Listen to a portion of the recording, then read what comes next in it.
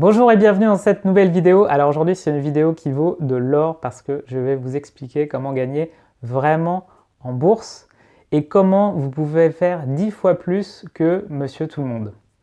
Alors on va voir dans cette vidéo plusieurs notions vraiment essentielles. On va commencer d'abord par ce qui se passe dans votre tête, comment changer votre référentiel. Vous allez voir, ça va être très simple.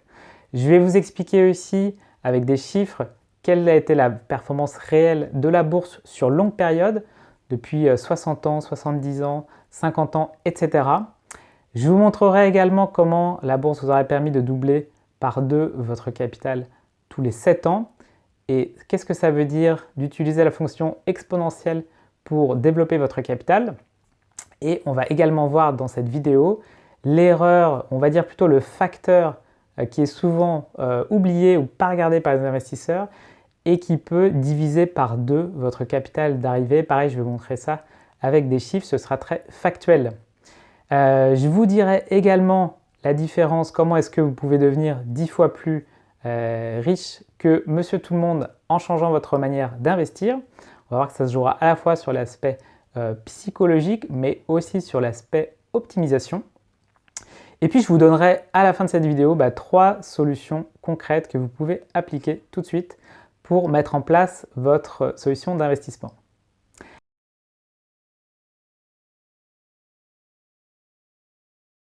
Alors on va commencer tout de suite par la première partie qui est très importante, qui est vraiment le référentiel.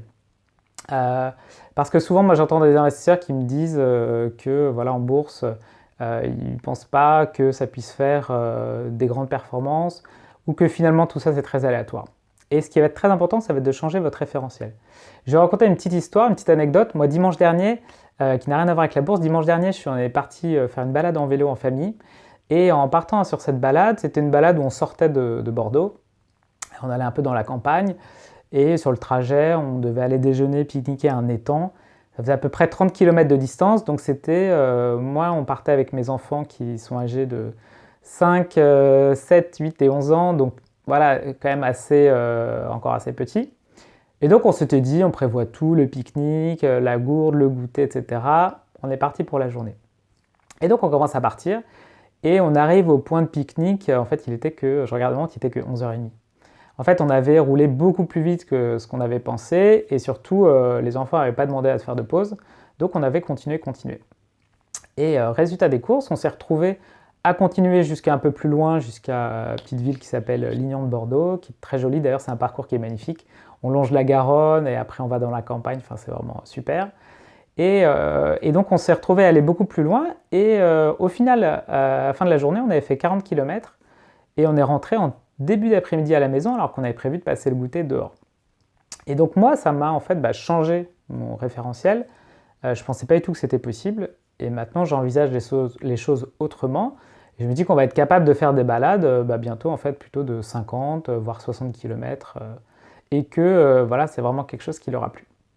Alors pourquoi est-ce que je vous dis ça? Parce que comme je vous disais au début, moi, très souvent quand j'échange avec des personnes, j'ai certaines personnes qui me disent non, mais je ne pense pas que la bourse ça puisse vraiment marcher comme ça. Je ne pense pas qu'il soit capable de doubler son capital tous les 7 ans. Ça me paraît un peu trop beau pour être vrai. Et très souvent, en fait, ce qui est à l'œuvre ici, c'est un mécanisme où du coup le référentiel mental est en décalage là ici avec la réalité. Et donc c'est ça qui vous bloque, qui peut vous bloquer pour investir parce que vous dites mais finalement tout ça, ça n'existe pas vraiment. Je ne crois pas que ce soit vraiment possible.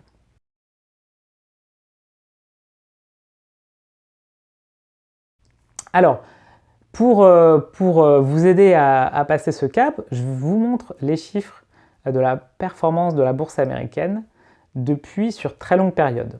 Et donc je suis allé rechercher avec un simulateur dont je vous mets le lien là sous cette vidéo. Je suis allé rechercher la performance de la bourse américaine sur très longue période et je vais vous montrer les résultats sur ce graphique. Donc ici, vous voyez les résultats de la bourse américaine depuis 70 ans, donc depuis 1951. La même performance calculée sur 60 ans depuis 1961 et ainsi de suite. Donc depuis 50 ans, depuis 40 ans, depuis 20 ans, depuis 10 ans.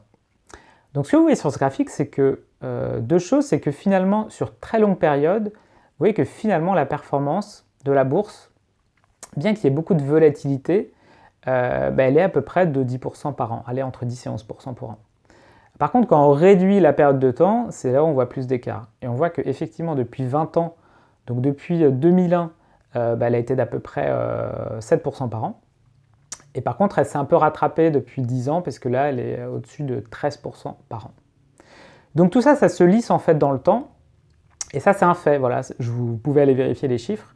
C'est un fait. En fait, la bourse américaine, elle a délivré à peu près cette performance de entre 10 et 11% par an.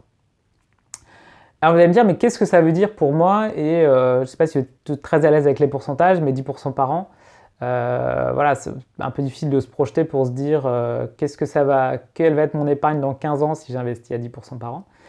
Eh bien, il y a une règle toute simple, moi que j'utilise, 10% par an, ça permet en fait de doubler votre capital tous les 7 ans. Alors pour ceux qui veulent regarder, on appelle ça la règle des 72, ça vous permet en fait de savoir combien d'années il vous faut pour doubler votre capital en divisant 72 par le taux de rendement. Donc si je divise 72 par 10% par an, j'obtiens 7,2. Donc très exactement, votre capital il va doubler tous les 7,2 ans. A l'inverse, si vous avez un investissement qui fait du 7% par an, comme par exemple à la bourse depuis 20 ans, et bien là, votre 72 divisé par 7, là vous avez un doublement tous les 10 ans.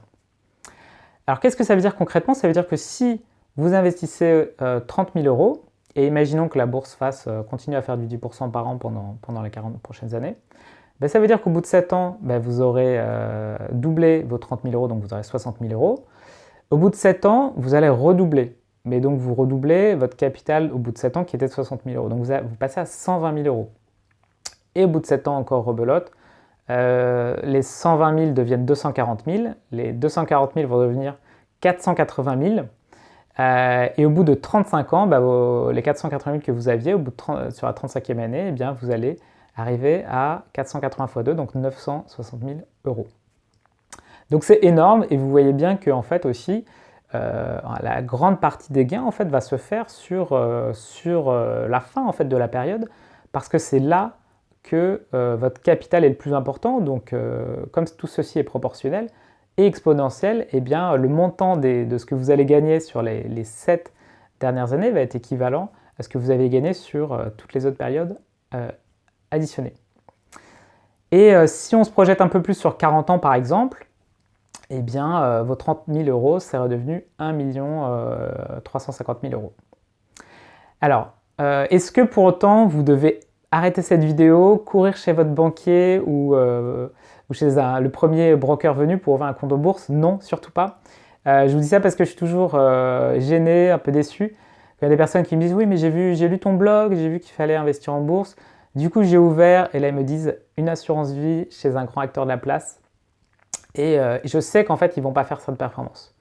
Et donc, c'est ce qu'on va voir maintenant dans la suite.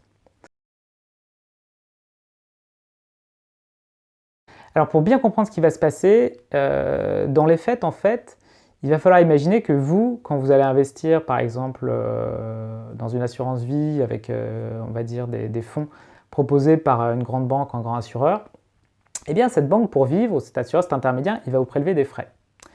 Et les frais, c'est le facteur qui est très souvent ignoré, qui est assez peu regardé parce que c'est des petites lignes et puis ça correspond à des petits pourcentages.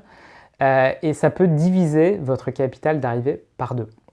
Donc je vous montre ici sur ce tableau une simulation que j'ai faite sur lequel vous voyez la différence de capital que vous auriez obtenu par année en fonction du placement. Donc soit de l'assurance vie traditionnelle, soit de l'assurance vie optimisée, soit du compte titre, du PEA, ou encore sur le bout du tableau, la performance que l'indice a fait sans aucun frais. Donc imaginez encore une fois que vous alliez ouvrir une assurance vie, votre intermédiaire va vous prélever à peu près 3% de frais d'entrée, donc là il y a des variations, mais c'est encore un exemple que j'ai vu la semaine dernière avec un élève. On a regardé, il ne connaissait pas ses frais, on a regardé ensemble, et on a calculé, c'était 3% d'entrée. Il va vous prélever aussi des frais de gestion. Alors il y a une partie, ça va être des frais de gestion pour se rémunérer, et puis une autre partie, ça va être aussi la sous-performance que son support va avoir par rapport au marché. En effet, la plupart des fonds, il faut savoir que la plupart des fonds ont une performance après les frais qui sont inférieures à celle du marché. Donc, imaginons que vous fassiez ça, et ben, vous voyez qu'au bout de 40 ans, au lieu d'avoir 1 300 000 euros et quelques, eh bien, vous aurez eu 600 000 euros. Et donc, c'est énorme, là, c'est-à-dire que vous laissez quasiment 600 000 euros sur la table, donc c'est juste, à l'échelle d'une vie, c'est incroyable. C'est plus d'épargne que certains ménages ne peuvent avoir pour toute une vie entière. Donc ça vient de deux facteurs. D'abord, un, c'est les frais, donc il y a une partie de l'argent qui est récupérée par votre intermédiaire pour rémunérer son travail. Et puis le deuxième effet, c'est de l'argent, de la valeur qui n'a pas été créée, tout simplement parce que comme elle a été captée par des frais, elle n'a pas pu être investie, donc elle n'a pas pu se composer, elle n'a pas pu doubler tous les 7 ans. Et donc à la fin, vous avez un résultat qui est beaucoup, beaucoup plus faible. Alors qu'est-ce que ça veut dire si on prend un peu de recul? Ça veut dire que cet investisseur il aurait fait 2 fois moins bien que le marché, mais ça aurait pu être bien pire, parce qu'en fait, la plupart des investisseurs ne restent pas comme ça investis pendant les actions. Ils vont avoir tendance à faire des entrées et des sorties, pas toujours au bon moment. Et il y a une étude américaine, encore une fois, je vous montre quelque chose de très factuel, une étude américaine qui a regardé la performance réelle d'investisseurs en bourse. Une étude qui s'appelle l'étude Dalbar. J'hésite à regarder sur internet si ça vous intéresse. Et elle a montré que les investisseurs sur une période de 20 ans avaient fait moins de 3% par an, pourtant tout en étant investis en actions, en obligations, etc. Donc en actifs risqués. Et donc, ce qui est important, ça va être de comparer ces trois résultats. Donc, monsieur tout le monde qui fait un peu moins de 3% par an, moi je l'appelle monsieur bon père de famille, donc celui qui, on va dire, investit très correctement, il ne cherche pas à faire des entrées de sortie, mais qui va, on va dire, faire trop confiance à son intermédiaire, sa banque, son assureur, sans regarder en détail les frais. Et puis monsieur avisé, donc celui qui optimise en fait l'ensemble, et on verra tout de suite après les plans d'action concrets que vous pouvez mettre en place vous. Donc sur ce graphique, je vous ai mis les comparaisons en fait entre ces trois profils. Toujours pour un capital de 30 000 euros et toujours pour un rendement de marché d'à peu près 10% par an. Et bien donc, dans le premier cas, monsieur tout le monde, avec ces 3%, lui, il aura un capital d'arrivée de 100 000 euros. Alors il pourra se dire, c'est super, j'ai fait x3, mais il était possible de faire beaucoup mieux. Monsieur bon père de famille, lui, il va atteindre un capital d'à peu près 600 000 euros. Donc c'est beaucoup, beaucoup mieux que monsieur tout le monde. Elle fait 6 fois plus, mais il était capable de faire encore mieux parce que vous voyez que monsieur avisé, donc si vous optimisez encore une fois les supports, les frais d'entrée, les frais de gestion, eh bien lui, il a plus de 1,2 million d'euros, donc il a fait 10 fois plus, même 12 fois plus en fait, que monsieur tout le monde. Voilà, sans faire des choses extraordinaires, uniquement en optimisant bien au départ, tous ces investissements, et en mettant en place la démarche la plus rentable.